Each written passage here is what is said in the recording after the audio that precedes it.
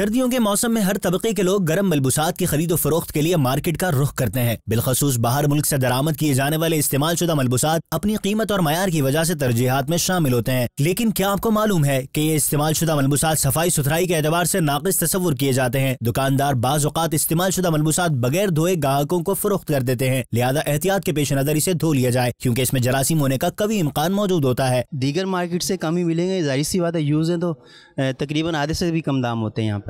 देखिए तकरीबन इसमें 30% जो होता है ना माल, वो वॉश होता है, और बाकी जो 70% रह गया वो कम ही होता है कि उसमें ज़रूरत ही नहीं होती वॉश की, क्योंकि तकरीबन फ्रेश होता है, वो चीज़ लाते हैं। बाहर मुल्कों से आता है, कंटेनर में आता है ना, और धुलाई का तो इसका कोई वो नहीं है, क्योंकि ज़्यादा माल होते हैं, धुलाने बहुत मुश्किल होते हैं। ये धोने के बगैर साफ माल होते हैं।